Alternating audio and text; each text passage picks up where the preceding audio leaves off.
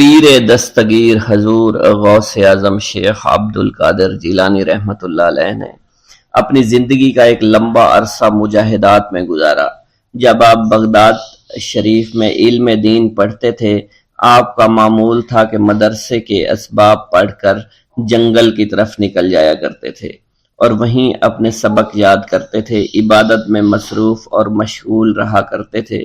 اسی زمانے کی بات ہے کہ ایک روز حضور غوث اعظم شیخ عبد القادر جیلانی رحمۃ اللہ علیہ نے کسی غار کے قریب ایک پتھر کو دیکھا۔ اس پر ایک درود پاک لکھا ہوا تھا اور ساتھ ہی یہ بھی لکھا تھا کہ یہ درود جو پتھر پر لکھا ہے اسے ایک مرتبہ پڑھنے سے 50,000 درود شریف پڑھنے کا ثواب ملتا ہے۔ حضور غوث اعظم رحمۃ اللہ علیہ نے وہ درود شریف لکھ لیا اور اسے پڑھنے لگے۔ بعد میں ایک روز آپ کو خواب میں پیارے آقا مکی مدنی محمد مصطفیٰ صلی اللہ علیہ وآلہ وسلم کی زیارت ہوئی۔ آپ نے آخری نبی رسول ہاشمی صلی اللہ علیہ وسلم سے اس درود شریف کے متعلق پوچھا کہ کیا یہ وہی درود شریف ہے جس کے پڑھنے سے 50,000 درود شریف پڑھنے کا ثواب ملتا ہے؟ سرکار عالی وقار مکی مدنی تاجدار مدینہ صلی اللہ علیہ وآلہ وسلم نے فرمایا، اس درود شریف کے پڑھنے سے 50,000 کا نہیں بلکہ 70,000 درود شریف کا ثواب ملتا ہے۔ سبحان اللہ۔ اللہ پاک کے اپنے محبوب کی امت پر کرم نوازیاں دیکھی کہ جو بندہ ایک بار درود شریف پڑھے، روایت کے مطابق اسے 10 نیکیاں ملتی ہیں، 10 گناہ معاف ہوتے ہیں اور 10 درجات ہی بلند کیے جاتے ہیں۔ یہی کرم نوازی کتنی عظیم ہے کہ ایک مرتبہ درود شریف پڑھنے سے اتنا ثواب ملے۔ اس پر مزید کرم بالائے کرم کہ ایسے درود شریف بھی ہیں جنہیں صرف ایک مرتبہ پڑھنے سے صرف ایک درود شریف کا ثواب نہیں بلکہ کئی ہزار درود شریف کا ثواب ملتا ہے۔ حضور غوث پاک شیخ عبد القادر جیلانی نے پتھر پر لکھا ہوا جو درود شریف آپ پیارے آقا مکی مدنی محمد صلی اللہ علیہ وسلم نے خواب میں تشریف لا کر بتایا کہ اسے ایک مرتبہ پڑھنے کے 70,000 درود شریف کا ثواب ملتا ہے۔ سبحان اللہ، کاش ہم ان کرم نوازیوں کی قدر کو جان پائیں۔ ہمارے پیر غوث پاک رحمت اللہ علیہ فرماتے ہیں، اے محمد، اللہ پاک کا شکر ادا کیا کرو، پہلی امتیں جتنا عمل کرتی تھی اللہ پاک ان کی نسبت تم سے تھوڑے عمل پر ہی راضی ہو جاتا ہے۔ مزید فرماتے ہیں کہ مسجد کو لازمی پکڑو اور نبی رحمت صلی اللہ علیہ وآلہ وسلم پر کثرت سے درود شریف پڑھا کرو۔ اللہ پاک ہمیں کثرت سے درود شریف پڑھنے کی توفیق عطا فرمائے۔ یہ درود شریف قادری حضرات اپنے مریدوں کو روزانہ 511 مرتبہ یا 111 مرتبہ پڑھنے کی تلقین کیا کرتے ہیں۔ یہ درود شریف رحمت خداوندی کا خزانہ ہے، لہٰذا جو شخص اس درود شریف کو روزانہ 111 مرتبہ تاحیات پڑھتا رہے گا وہ رحمت خداوندی سے مالا مال ہو جائے گا، اور جو شخص روزانہ اس درود پاک کو کم از کم ایک بار ضرور پڑھیں اس سے ہزاروں نعمتیں حاصل ہوں گی۔ نمبر 1، رزق میں برکت ہوگی، تمام کام آسمان سے ہو جائیں گے، رضا کے وقت کلمہ نصیب ہوگا، موت کے وقت جان کنی کی سختی سے محفوظ رہے گا، قبر میں وسعت ہوگی، کسی کی محتاجی نہیں رہے گی، مخلوق خدا اس سے محبت کریں گے۔ ناظرین کرام، اس سے معلوم ہوا کہ اس درود پاک اور اس سے برکت حاصل کرنے کے لیے اسے روزانہ ہمیں پڑھنا چاہیے۔ اس کے علاوہ رسول اکرم صلی اللہ علیہ وسلم کے قرب اور اس کی زیارت کے لیے بھی یہ درود شریف بہت مؤثر ہے۔ مگر آپ اگر رزق کی کمی کا شکار ہیں، پریشانی اور مشکلات میں گھرے ہوئے ہیں تو اس درود کو اپنا معمول بنا لیجئے۔ تمام بھائی جو حضور غوث پاک سے عشق و محبت کرتے ہیں، حضور غوث پاک کو مانتے ہیں، وہ کمنٹ باکس میں یا غوث اعظم لکھ دیجئے۔ اللہ ہمارے رزق، مال و جان اور عزت میں برکت عطا فرمائے اور ہماری مغفرت عطا فرمائے۔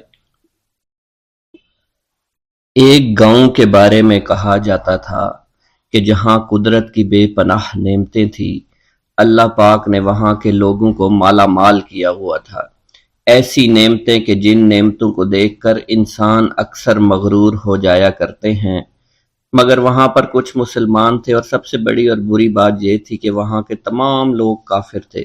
وہ کفار اپنی دولت پر بہت فخر کیا کرتے تھے، کیونکہ ان میں ہر ایک انسان بہت دولت مند تھا، ہر ایک کے پاس بے بہا پیسے تھے، کسی کو پیسوں کی کمی نہیں تھی۔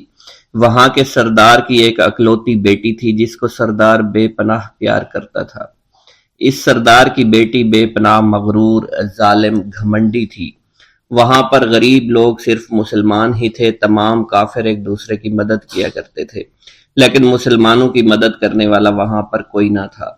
وہاں پر انہیں کوئی دیکھنے والا نہ تھا۔ سردار کی بیٹی کو کالے جادو میں خوب مہارت حاصل تھی، اور وہ جادو کی وجہ سے وہاں پر رہنے والے غریبوں پر بہت ظلم کیا کرتی تھی۔ تمام مسلمان اس سے بے حد پریشان تھے، اور وہ لوگوں کو غلام بناتی اور مزدور بناتی تھی۔ اگر ان میں کوئی اس کی بات نہ مانتا تو اس کو قیدی بنا کر اپنے اشاروں پر نچایا کرتی تھی۔ اس بستی میں چونکہ اکا دکا مسلمان تھے جن کا کوئی پرسان حال نہیں تھا، کوئی بھی ان کو بچانے والا نہیں تھا۔ جب وہ سردار کی بیٹی کے ظلم حد سے بڑھ گئے تو مسلمانوں میں سے ایک بوڑھے شخص نے اللہ کے حضور گڑ گڑا کر دعائیں کی، اے اللہ، ہمارے چند نسلیں جو یہاں پر بچی ہوئی ہیں، ان نسلوں کو تو بچا لے۔ یہ سردار کی بیٹی جس نے ہمارا جینا دشوار کر رکھا ہے، یہاں کوئی بھی انسان ہمارا حال نہیں پوچھتا، اور نہ ہی ہمارے پاس مال و دولت ہے، اور نہ ہی ہمارے پاس جسمانی طاقت بچی ہے۔ یا اللہ، ہمارے لیے کوئی ایسا بندہ بھیج جو نہ صرف طاقتور ہو بلکہ اس جادوگرنی یعنی سردار کی بیٹی کو بھی ہرا سکے۔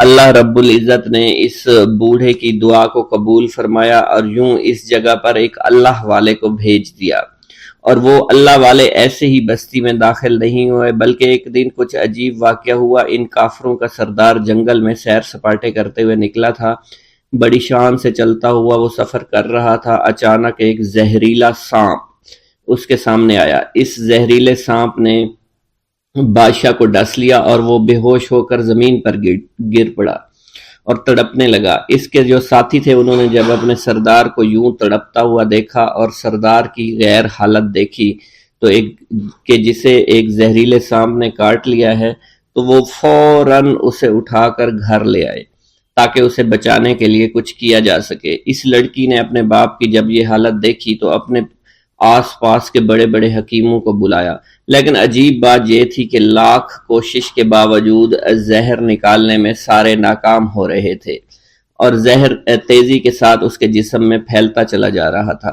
لیکن اسی وقت وہاں ایک درویش کی آمد ہوئی، ایک اللہ والے آئے، ان اللہ پاک نے اس مقصد کے تحت وہاں بھیجا تھا۔ اس اللہ کے ولی نے سردار کے گھر پر پہنچ کر دروازے کو کھٹکھٹایا۔ نوکروں نے پوچھا، کون ہو، کس سے ملنا ہے؟ اس نے کہا، میں نے سنا ہے کہ یہاں کے سردار کو سانپ نے ڈس لیا ہے۔ نوکر کہنے لگے کہ تمہیں کیسے پتا چلا کہ یہاں کے سردار کو سانپ نے ڈس لیا ہے؟ تم تو ہمیں اجنبی لگتے ہو، ہم نے تمہیں آج تک یہاں نہیں دیکھا ہے۔ اس نے کہا، میں مسافر ہوں اور مجھے خبر ملی ہے کہ یہاں کے سردار کو ایک زہریلے سانپ نے ڈس لیا ہے، اور کوئی بھی اس کا علاج نہیں کر پا رہا۔ نوکروں نے کہا، تم کون ہو؟ اللہ والے نے کہا، میں حکیم ہوں اور میں ان کے علاج کی غرض سے یہاں آیا ہوں۔ وہ نوکر اللہ والے کی حالت دیکھ کر ہنسنے لگے، کیونکہ آپ نے پھٹے پرانے کپڑے پہن رکھے تھے اور دیکھنے سے بہت غریب معلوم ہوتے تھے۔ وہ نوکر کہنے لگے کہ اتنے بڑے سردار کا علاج کرو گے؟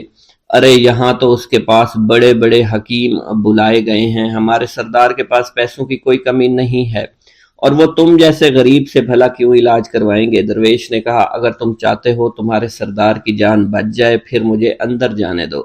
غلام کہنے لگا، ٹھیک ہے، ہم اندر جا کر اجازت لے کر آتے ہیں۔ نوکر اندر گئے، سردار کی بیٹی سے کہا، ایک غریب آیا ہے، کپڑوں سے فقیر معلوم ہوتا ہے، لیکن کہتا ہے میں سردار کا علاج کر سکتا ہوں، اور میں سردار کا علاج کروں گا۔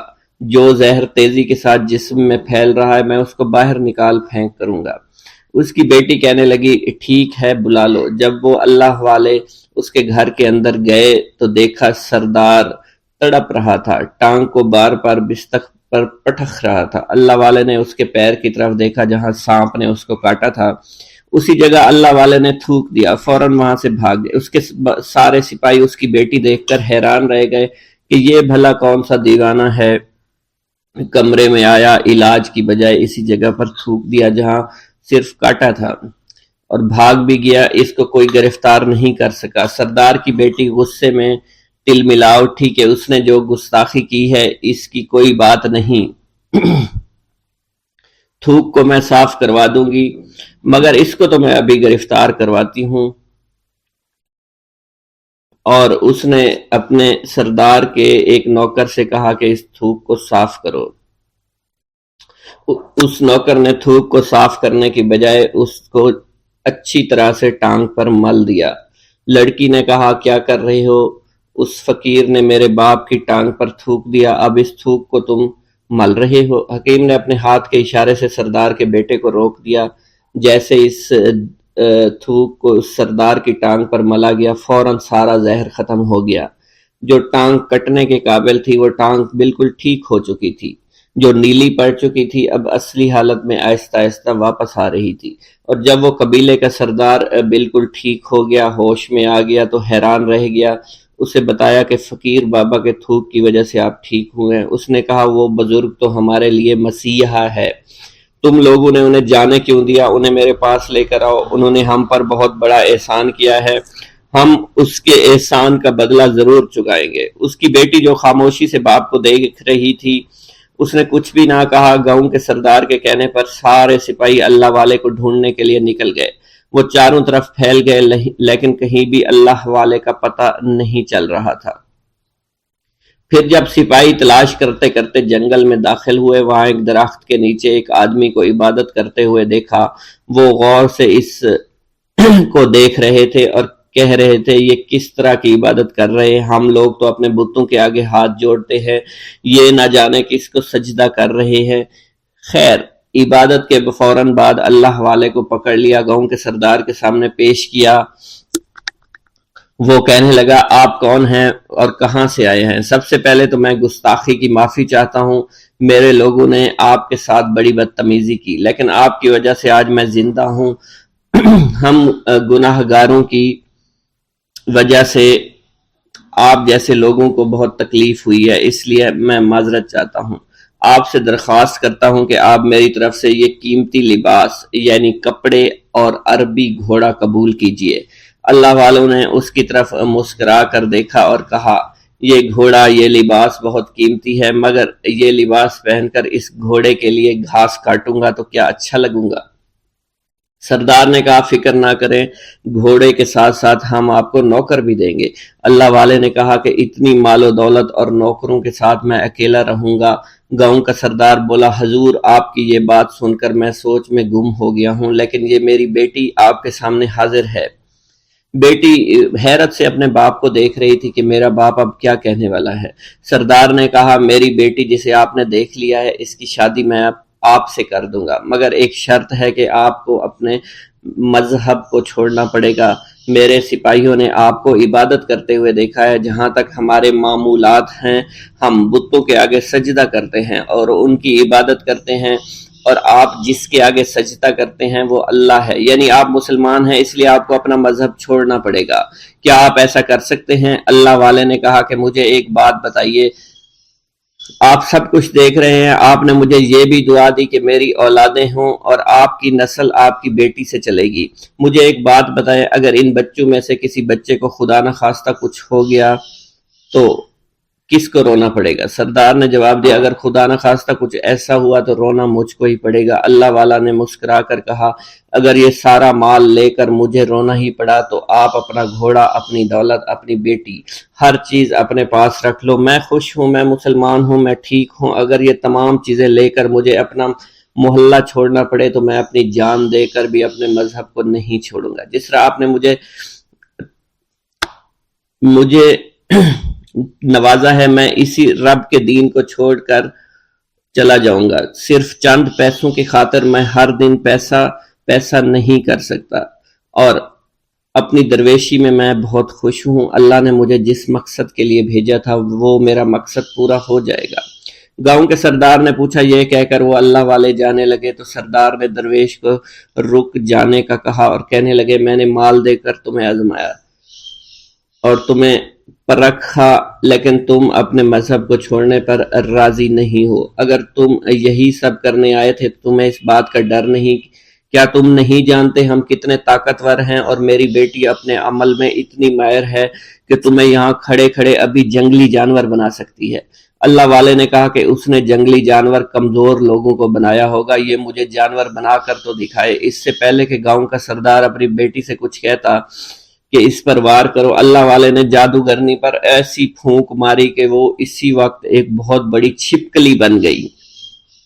वो कुछ भी नहीं कर पा रही थी। वो छिपकली इतनी बड़ी थी कि वहां पर जितने भी इंसान खड़े थे इन सब में सबसे ज्यादा ऊंचा उसका कद था। वो छिपकली अल्लाह वाले के पास आई, अपना जहर उस पर उगलना चाहती थी कि उसी वक्त उसने उसके मुंह पर थूक दिया। थूकने की देर थी, वो छिपकली जलने लगी और जिससे गर्मी की वजह से उसका चेहरा पिघल रहा था, उसका चेहरा जलकर काला हो चुका था।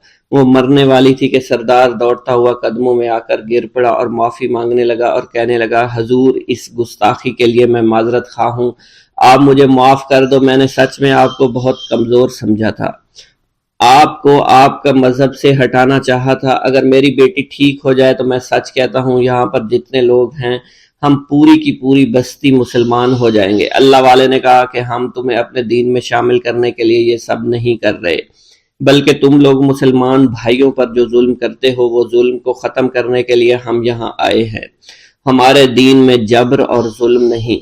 अगर तुम्हारे बेटी से इंसान बनकर सुधर जाती है तो उसको उसकी असली हालत में लाने के लिए मैं खुद को अल्लाह की बारगाह में पेश करूंगा और दुआ करूंगा। सरदार कहने लगा कि हाँ हाँ, मेरी बेटी असली हालत में अगर आ जाए तो फिर हम किसी पर जुल्म सितम नहीं करेंगे और मैं दिल से अपनी बेटी के लिए मुआफ़ी चाहता हूँ। आज से ये कोई भी जादू टोना और मुसलमानों को तंग नहीं करेगी और ना ही किसी मुसलमान पर ये जुल्म और जबर करेगी। बस आप इसे दोबारा से इंसान बना दे। अल्लाह वाला ने छिपकली पर दोबारा से फूंक मारी तो फिर से इंसान बन गई और अल्लाह वाले के कदमों से वो लिपट गई। कहने लगी, मुझे माफ कर दीजिए, मुझे माफ कर दीजिए, मैंने अपने आप को बहुत ताकतवर समझा। इस लड़की का आधा चेहरा जल चुका था और काला हो चुका था। वो कहने लगी कि आज अपने बाप के साथ मैं आपके दस्ते मुबारक पर मुसलमान होना चाहती हूँ। मैं वादा करती हूँ कि आज से इस बस्ती पर कोई भी काफिर किसी मुसलमान के साथ बदतमीजी नहीं करेगा, ज्यादती नहीं करेगा, जुल्म और जबर नहीं करेगा, बल्कि हम सब यहाँ मिलजुल कर रहेंगे और भाईचारे के साथ रहेंगे। हम सब मुसलमान हो जाएंगे और फिर यूं अल्लाह वाले के हाथों पूरी बस्ती का सरदार और उसकी बेटी ने इस्लाम कबूल कर लिया और सरदार ने अल्लाह वाले से अपनी बेटी का निकाह कर दिया और फिर इस बस्ती में हमेशा के लिए अमन व अमान कायम हो गया। बिस्मिल्लाहिर्रहमानिर्रहीम। हजूर सैयदना गौसे आज़म की परवरिश निहायत ही बाबरकत माहौल में हुई। आपने इब्तदा में गोशा नशीनी इख्तियार की और ख़ुद को दुनियावी गिलाज़तों से पाक रखा। आपने 51 बरस की उम्र में शादी की। जब आपसे इसके बारे में दरियाफ्त किया गया तो आपने फरमाया, जब मुझे हजूर नबी करीम सल्लल्लाहु अलैहि वसल्लम ने निकाह की इजाज़त दी तो मैंने निकाह कर लिया। हजूर सैयदना गौसे आज़म रहमतुल्लाह अलैह ने अपनी ज़ात को अल्लाह अज़्ज़ व जल की खुशनुदी के लिए वक्फ कर रखा था। आपकी रातें जाग कर गुजरती थी और सारी रात आप मुराकबा और मुशाहिदा में गुम रहते थे। आपकी आदत मुबारका थी कि आप सिजदा को दराज करते थे और बैठकर मुराकबा फरमाते थे। इसी दौरान आपका जिस्म मुबारक नूरानी शुआओं के ज़ेरे असर होता था और कई मरतबा आप इन नूरानी शुआओं में गैब हो जाया करते थे। हजूर शेख अबू अब्दुल्ला बिन हसनैन बिन अबी फजल फरमाते हैं कि सैयदना गौसे आज़म के बाज़ दहकानी मुरीदीन हर साल आपके लिए गेहूं बोते थे और जायज़ तरीका से उसे पालते थे। फिर आपके बाज़ मुरीदीन उसे पीसते, आपके लिए हर रोज़ 4 या 5 रोटियां पकाते और शाम को आपके पास रोटियां लेकर आते थे। آپ حاضرین میں ایک ایک ٹکڑا تقسیم کر دیتے اور جو بچ جاتا وہ اپنے لیے رکھ لیتے تھے۔ حضرت شیخ خضر حسینی سے منقول ہے کہ حضور سیدنا غوث اعظم نے ایک شکستہ دل فقیر کو دیکھا۔ آپ نے اس سے اس کی کیفیت کے متعلق دریافت کیا تو اس نے کہا کہ میں آج دریا کے کنارے گیا اور ملاح سے کہا کہ وہ مجھے دریا کے پار لے جائے۔ اس نے انکار کر دیا۔ میں اپنے اس افلاس کے سبب پریشان اور شکستہ دل ہوں۔ ابھی اس فقیر کا کلام جاری تھا کہ ایک شخص آپ کی خدمت میں حاضر ہوا اور 30 دینار آپ کی خدمت میں پیش کر دیے۔ آپ نے وہ دینار اس فقیر کو دے دیے اور فرمایا کہ اس ملاح سے کہنا کہ کسی فقیر کا سوال رد مت کیا کرے۔ حضرت شیخ معمر کا بیان ہے کہ میں نے حضور سیدنا غوث اعظم سے زیادہ کسی کو درگزر فرمانے والا نہیں دیکھا۔ آپ کی عطا کا یہ عالم تھا کہ ایک محفل میں 400 لوگوں کو ولایت کے مقام اعلیٰ تک پہنچا دیا کرتے تھے۔ بھوکوں کو کھانا کھلانا اور بیواؤں کی حاجت روائی کرنا آپ کا معمول تھا۔ جب کسی بیمار کے متعلق سنتے فوراً اس کی عیادت کے لیے تشریف لے جایا کرتے۔ فقراء کو آپ کے در سے بغیر سوال کیے عطا ہو جایا کرتا۔ حضور سیدنا غوث اعظم نے فرمایا کہ مخلوق سے کنارہ کشی سے قبل علم حاصل کرو، کیونکہ جو شخص علم کے بغیر عبادت کرتا ہے وہ اصلاح سے زیادہ فساد میں مبتلا ہو جاتا ہے۔ تمہیں چاہیے کہ شمع شریعت اپنے ہمراہ لے کر علم کی روشنی میں عمل کرو، پھر اللہ تعالیٰ تمہیں علم لدنی کا وارث بنا دے گا۔ جس سے تم ناواقف ہو، تمہیں چاہیے کہ تمام اسباب و ذرائع سے تعلق منقطع کر کے رشتہ داروں اور احباب سے جدائی اختیار کر لو، تاکہ تم اپنے زہد کی وجہ سے اپنے قوت باطنی اور اپنے حسن ادب کا مشاہدہ کر سکو۔ خدا کے علاوہ تمام عالم اسباب سے اس خوف سے منقطع ہو جاؤ تاکہ تمہاری شمع معرفت نہ بجھ جائے، اور جب تم 40 دن ایک چلہ اپنے رب کے لیے مخصوص کر دو گے تو تمہارے قلب سے حکمت کے چشمے جاری ہو جایا کریں گے اور تم معرفت الہی کی تپش کا مشاہدہ کرنے لگو گے، جس کو حضرت موسیٰ علیہ السلام نے اپنے شجر قلب پر محسوس کیا تھا۔ اس کیفیت کے بعد تم اپنے نفس و خواہش، اپنے شیطان، اپنی طبیعت اور اپنے وجود سے کہو گے کہ ٹھہر جا، میں نے اس آگ کا مشاہدہ کر لیا ہے جو قلب موسیٰ علیہ السلام سے روشن ہوئی تھی۔ اس کے بعد تمہارے قلب میں باطن سے یہ آواز آنے لگی کہ میں ہی تمہارا رب ہوں، میری ہی عبادت کرو، میرے غیر کی اطاعت سے گریزاں ہو جاؤ، میرے سوا کسی سے تعلق مت رکھو، میری معرفت حاصل کر کے میرے غیر کو فراموش کر دو، غیر سے اعراض کر کے صرف میرے علم، میرے قرب، میرے ملک اور میری سلطنت کی جانب متوجہ رہو۔ جب تمہیں بقائے الہی حاصل ہو جائے تو تمہاری زبان پر اللہ تعالیٰ کا نام جاری ہو جائے گا اور تمہارے حجابات رفع ہو کر قلب سے کدورت زائل ہو جائے گی اور نفس کو مکمل سکون حاصل ہوگا۔ پھر جب اس کے الطاف غالب آ جائیں تو تمہیں خطاب کیا جائے گا، اے قلب فرعون، نفس کی طرف توجہ کر اور ان کو راہ ہدایت پر چلا، میری جانب آ جا اور ان سے کہہ دے کہ میرا ہی اتباع کریں، پھر انہیں رشد کے راستے پر ہدایت کر کے ان سے تعلق قائم کر، اس کے بعد پھر قطع تعلق کر کے دوبارہ استوار ہو کر آ جا اور اسی طرف استوار ہو کر دیکھتا رہے۔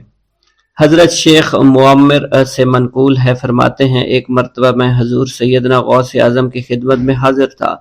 آپ بیٹھے کچھ لکھ رہے تھے، اسی دوران چھت سے 3 مرتبہ مٹی گری، چوتھی مرتبہ ایسا ہوا تو آپ نے جلال میں آ کر اس جگہ دیکھا جہاں سے مٹی گر رہی تھی۔ اسی دوران ایک چوہا اس جگہ سے نیچے گرا اور مر گیا اور یہ چوہا ہی وہاں سے مٹی کو کھود رہا تھا۔ حضرت شیخ عمر بن مسعود فرماتے ہیں حضور سیدنا غوث اعظم فرما رہے تھے، اسی دوران ایک چڑیا نے آپ کی قمیص پر بیٹ کر دی۔ آپ نے جلالی نظروں سے چڑیا کو دیکھا، چڑیا اسی وقت نیچے گری، مر گئی۔ آپ نے وضو سے فارغ ہونے کے بعد قمیص کے اس حصے کو دھویا، پھر اپنی قمیص مبارک اتار کر مجھے دی اور فرمایا اس کو فروخت کر کے اس کی رقم کو خیرات کر دو، یہ اسی کا بدلہ ہے۔ منقول ہے حضور سیدنا غوث اعظم کے زمانہ میں ایک بہت ہی گناہگار شخص تھا، لیکن اس کے دل میں آپ سے بے پناہ محبت تھی۔ جب اس کے مرنے کے بعد اس کو دفن کیا گیا تو قبر میں منکر نکیر نے سوالات کیے، تو اس نے ہر سوال کے جواب میں شیخ عبد القادر کہا۔ منکر نکیر نے اللہ کی بارگاہ میں اس کے جواب کو پیش کیا تو حکم ہوا، اگرچہ یہ بندہ فاسقوں میں سے ہے لیکن یہ میرے محبوب جو کہ صادقین میں سے ہیں ان سے محبت رکھتا ہے۔ بسم اللہ الرحمن الرحیم۔ منقول ہے کہ حضور سیدنا غوث اعظم کے زمانہ میں ایک مقرب کی ولایت سلب کر لی گئی۔ سب چھوٹے بڑے اس کو حقارت کی نگاہ سے دیکھنے لگے۔ اس نے 360 اولیاء اللہ سے التجا کی کہ وہ اس کے حق میں دعا فرمائیں، لیکن اس کا نام لوح محفوظ پر اشتیاق کی فہرست میں لکھ دیا گیا۔ ان اولیاء اللہ نے اس کو بتایا کہ تم کامیاب نہیں ہوں گے۔ اس کے چہرے کا رنگ سیاہ پڑ گیا۔ اس شخص نے حضور سیدنا غوث اعظم شیخ عبد القادر جیلانی کی خدمت میں حاضر ہو کر دعا کی درخواست کی۔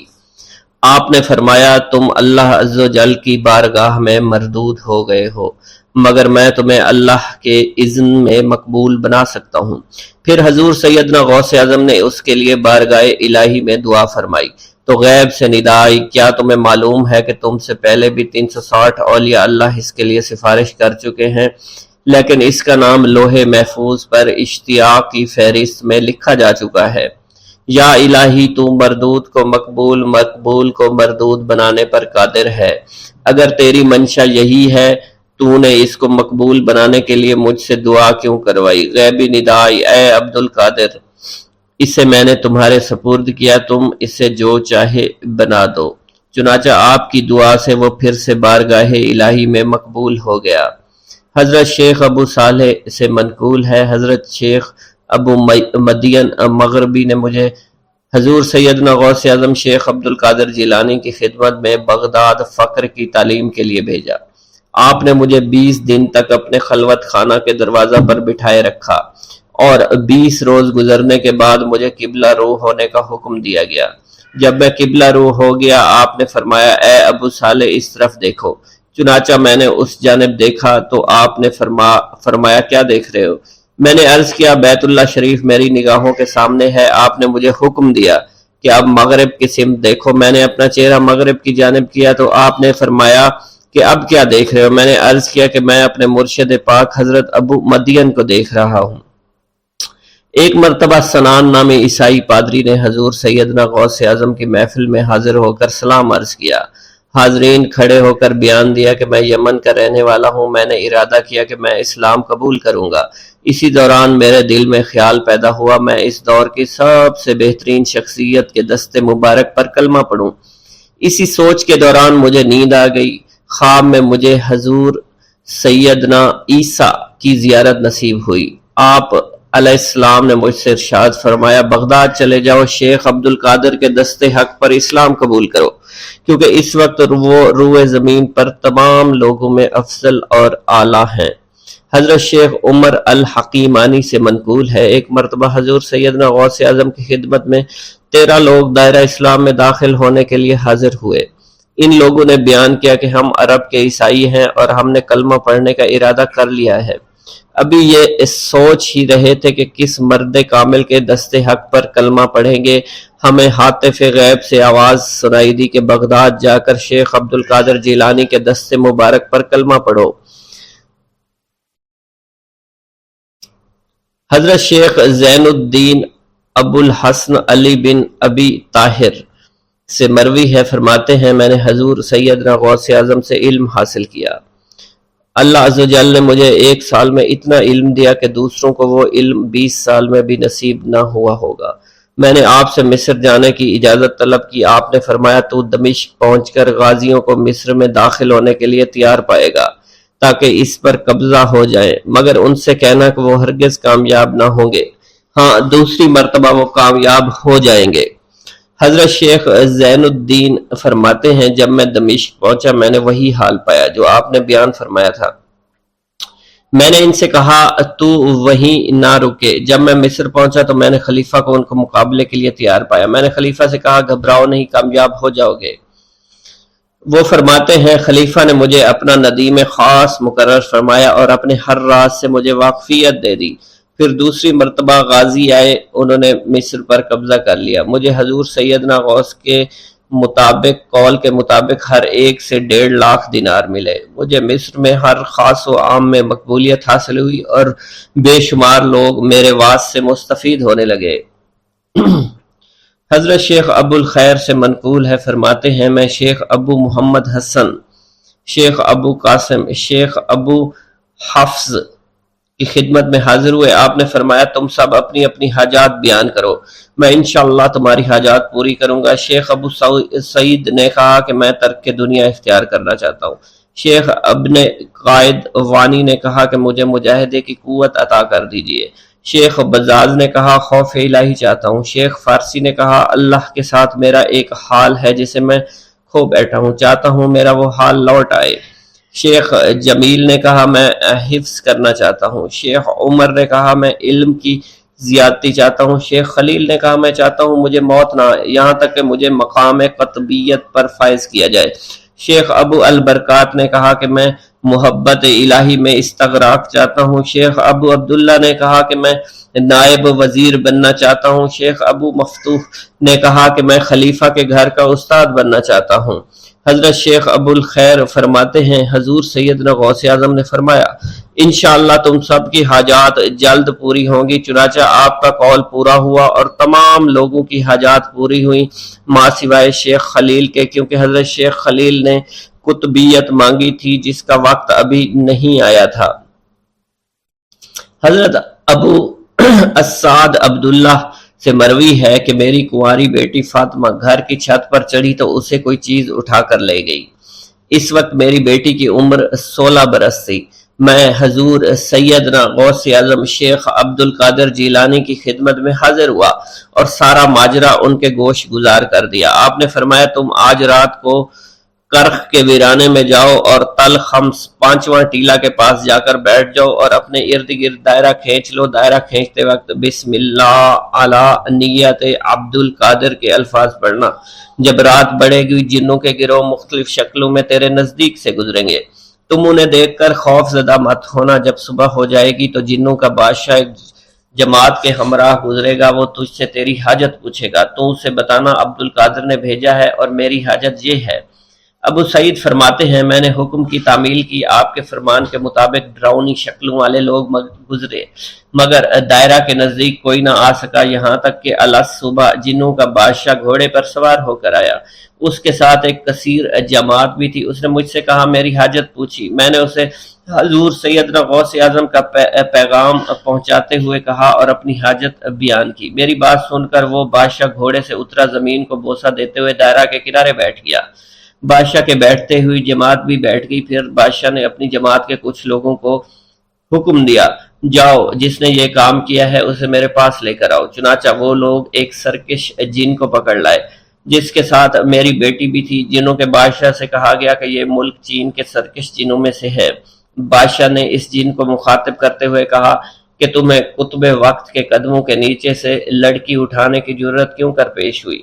اس سرکش جن نے کہا کہ میں اس لڑکی پر عاشق ہو گیا تھا۔ بادشاہ جن نے اس سرکش جن کو سر قلم کرنے کا حکم دیا اور میری بیٹی مجھے واپس لوٹا دی۔ میں نے بادشاہ جن سے کہا کہ تم نے حضور سیدنا غوث اعظم کا حکم بجا لانے میں کوئی کسر نہ چھوڑی۔ بادشاہ جن نے کہا کہ وہ گھر بیٹھے ہم جیسے سرکشوں کو دیکھ لیتے ہیں، خواہ کتنی ہی دور کیوں نہ بیٹھے ہوں۔ جب اللہ عز و جل کوئی قطب مقرر کرتا ہے تو اسے جن و انس پر قدرت عطا فرما دیتا ہے۔ تفریح الخاطر میں منقول ہے حضور سیدنا غوث اعظم کے وصال کے بعد ایک شخص جو کہ عرصہ دراز سے مرشد کامل کی تلاش میں تھا اور وہ آپ کا شورا سننے کے بعد آپ کی خدمت میں بغداد شریف پہنچا۔ جب اس شخص کو معلوم ہوا کہ آپ وصال فرما گئے ہیں تو وہ آپ کی قبر مبارک پر حاضر ہوا اور آداب زیارت بجا لایا۔ آپ اپنی قبر مبارک سے باہر تشریف لائے، اس کا ہاتھ پکڑ کر اسے سلسلہ عالیہ قادریہ میں بیعت فرما دیا اور اس کی جانب خصوصی توجہ فرمائی۔ حضرت ابو بکر ارکیمی فرماتے ہیں میں ابتدائی عمر میں شتر بانی کا کام کیا کرتا تھا۔ ایک مرتبہ مجھے ایک شخص کے ساتھ حج کرنے کا اتفاق ہوا۔ اس شخص کو یہ خطرہ لاحق ہوا کہ وہ عنقریب مر جائے گا۔ اس نے مجھے ایک چادر اور 10 دینار دیے اور فرمایا یہ میری امانت تم بغداد شریف واپس جا کر حضور سیدنا غوث اعظم شیخ عبد القادر جیلانی رحمۃ اللہ علیہ کی خدمت میں پیش کر دینا۔ حضرت ابو بکر الکیمی فرماتے ہیں کہ میں اس وصیت کے کچھ دنوں بعد اس شخص کا انتقال ہو گیا۔ میں جب بغداد شریف تشریف لایا تو لالچ میں پھنس گیا۔ میرے دل میں خیال آیا ان چیزوں کے متعلق کسی کو کچھ علم نہیں ہے، چنانچہ میں نے وہ چادر اور 10 دینار اپنے پاس رکھ لیے۔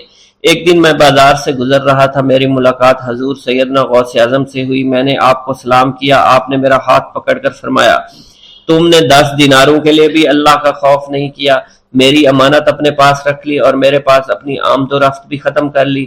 حضرت ابو بکر ارکیمی فرماتے ہیں کہ حضور سیدنا غوث اعظم کی بات سن کر مجھ پر غشی طاری ہو گئی، اور جب مجھے ہوش آیا میں نے وہ چادر اور 10 دینار لا کر آپ کی خدمت میں پیش کیے اور معافی کا خواستگار ہوا۔ واللہ عالم۔ میرا یہ قدم تمام اولیاء کرام کی گردن پر ہے۔ ایک مرتبہ محلہ حلبہ میں اپنے مہمان خانے میں واز فرماتے ہوئے حضور سیدنا غوث اعظم پر اچانک حالت کشف طاری ہوئی۔ آپ رحمت اللہ علیہ نے فرمایا میرا یہ قدم ہر ولی اللہ کی گردن پر ہے۔ یہ ارشاد سن کر تمام اولیاء اللہ نے اپنی گردنیں جھکا دیں۔ صلحائے امت نے اس کی توضیح فرمائی ہے کہ آپ رحمت اللہ علیہ کے عہد مبارک اور بعد میں قیامت تک آپ کی عطا کے بغیر ولی اللہ ولایت کے درجے پر فائز نہیں ہو سکتا۔ سلطان الہند حضرت خواجہ معین الدین چشتی المعروف خواجہ غریب نواز اس وقت خراسان کے پہاڑوں پر مجاہدات میں مشغول تھے۔ انہوں نے بھی حضور سیدنا غوث اعظم کا ارشاد گرامی سن کر اپنی گردن جھکا دی اور یوں عرض گزار ہوئے آپ کے قدمین شریفین میرے سر اور میرے آنکھوں پر ہیں۔ حضور سیدنا غوث اعظم فرماتے ہیں کہ میں 10 برس کی عمر میں اپنے شہر کے مکتب میں حصول علم کے لیے جایا کرتا تھا۔ اس وقت میرے ساتھ ملائکہ بھی ہوتے تھے جو میرے آگے پیچھے میری حفاظت کے لیے چلتے تھے۔ جب میں مدرسہ پہنچتا تو یہ منادی کرتے تھے اللہ کے ولی کے لیے جگہ خالی کر دو، چنانچہ وہ میرے لیے جگہ خالی کر دیتے تھے۔ ایک مرتبہ میں نے ایک ایسے شخص کو دیکھا جس نے فرشتوں کی آواز سن کر کہا جس میں کوئی مزاحمت نہ ہوگی کہ یہ ایک نہایت معزز گھرانے کا فرد ہے اور عن قریب اس کو وہ عظمت حاصل ہوگی جس میں کوئی مزاحمت نہ ہوگی، اور اس کو ایسا قرب نصیب ہوگا کہ اس کو کوئی فریب نہ دے سکے گا۔ پھر 40 برس بعد میں نے اس شخص کو پہچانا، وہ شخص ابدالوں میں سے تھا۔ حضرت شیخ ابو سعود احمد بن بکر حریمی سے مروی ہے کہ حضور سیدنا غوث اعظم نے فرمایا کہ میں 55 سال تک تنہا عراق کے بیابانوں میں پھرتا رہا، میں لوگوں کو نہ جانتا، لوگ مجھے نہ جانتے۔ اسی دوران میرے پاس رجال الغیب اور جنات تشریف لاتے جنہیں میں طریقت اور اصول کی تعلیم دیتا تھا۔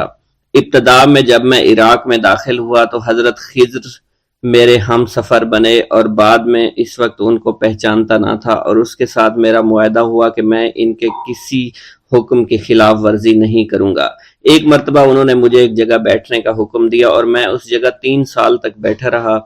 سال میں ایک مرتبہ حضرت خضر میرے پاس تشریف لاتے، فرماتے کہ یہی تیرا مقام ہے جہاں تجھے پہنچایا گیا ہے۔ اس عرصہ کے دوران تمام نفسانی خواہشات مجھ پر انسانی شکل میں وارد ہوئیں، لیکن اللہ عز و جل نے مجھے ہر موقع پر استقامت عطا فرمائی اور مجھے ان خرافات سے بچائے رکھا۔ ابتدا میں میرا نفس مجاہدہ کا کوئی طریقہ اختیار کرتا تو میں اس پر قائم ہو جاتا اور کسی چیز کو قبول نہ کرتا تھا۔ ایک طویل مدت تک اپنا گلا گھونٹتے ہوئے میں مدائن کے جنگلوں میں مجاہدات میں مشغول رہا۔ حضور سیدنا غوث اعظم فرماتے ہیں کہ میں نے اپنے نفس کو مختلف مجاہدوں، مختلف ریاضتوں اور مختلف مشقتوں میں ڈالے رکھا۔ 1 سال تک میں گری ہوئی چیزیں اٹھا کر کھاتا رہا، دوسرے سال پانی پر گزارا کیا، اور تیسرے سال نہ میں نے کچھ کھایا، نہ پیا اور نہ ہی سویا۔ ایک مرتبہ شدید سردی کی وجہ سے میں ایوان کسریٰ کے کھنڈرات میں سویا تو رات بھر میں 40 मरतबा तबीयत खराब हुई। हजूर सैयदना गौसे आजम फरमाते हैं, हर साल एक बुजुर्ग आते और वो मुझे जुब्बा देकर चले जाते। इसी तरह मैंने बेशुमार तरीकों से दुनिया और नफ्स से छुटकारा पाने की कोशिश की।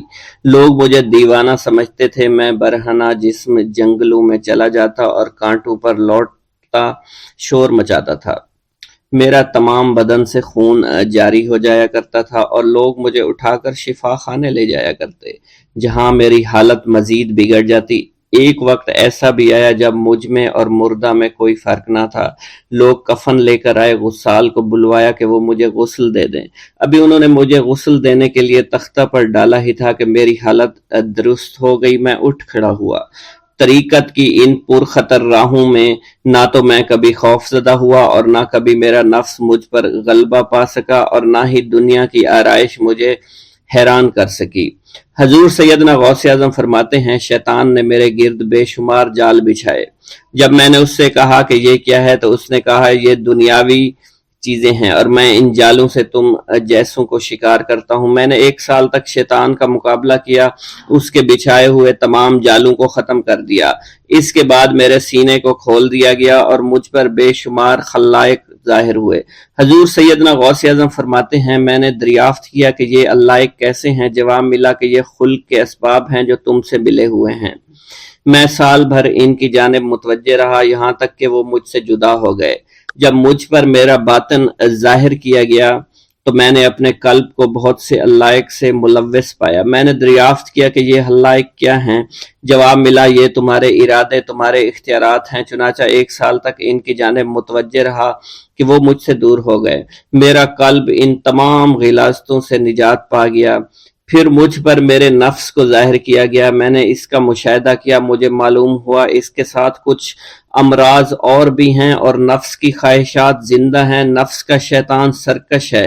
चुनाचा मैंने साल भर फिर तवज्जो दिलाई और मेरे नफ्स के तमाम अमराज सिरे से ही खत्म हो गए और इसके शैतान ने कलमा पढ़ लिया और फिर मेरे तमाम अमूर अल्लाह के लिए हो गए और मैं अपनी हस्ती से बाहर निकल आया।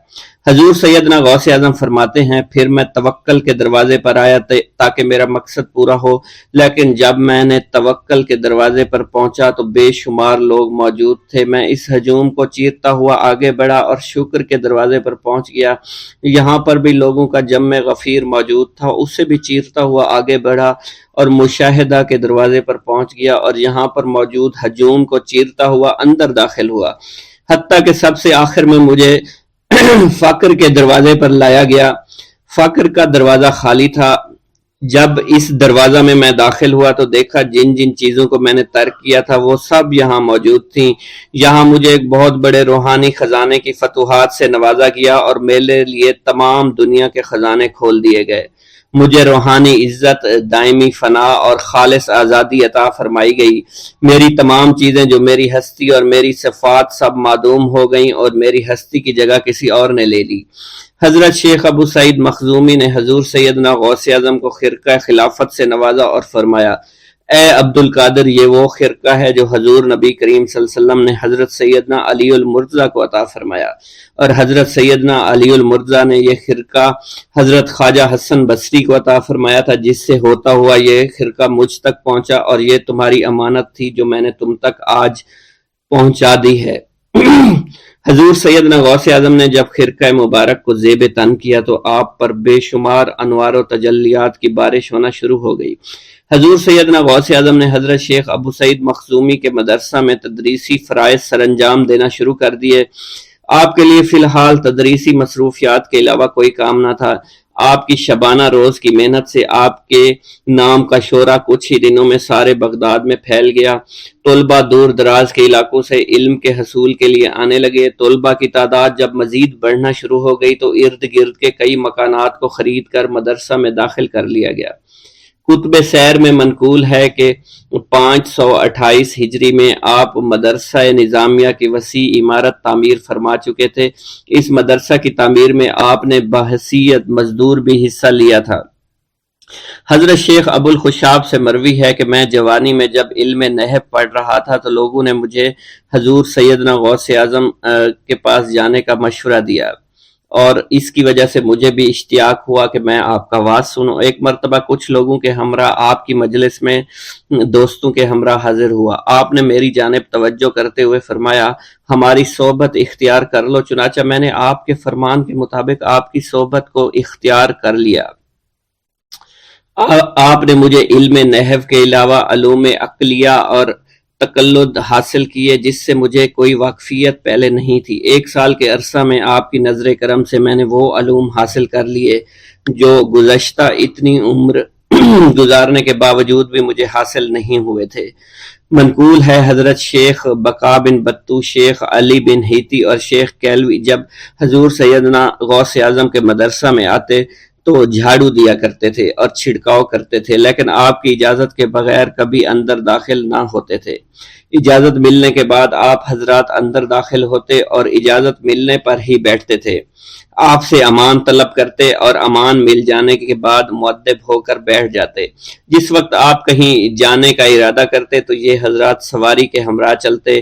آپ انہیں اس فعل سے منع فرمایا کرتے تھے اور کہتے تھے کہ ہمیں آپ کے ذریعے قرب الہی حاصل ہوا ہے۔ حضرت شیخ محمد قائل الادنیٰ سے مروی ہے کہ ایک مرتبہ حضور سیدنا غوث اعظم سے دریافت کیا گیا کہ آپ کی بزرگی اور عظمت کا راز کیا ہے۔ آپ نے فرمایا کہ میں کبھی جھوٹ نہیں بولتا اور کبھی کسی سے کذب بیانی نہیں کرتا۔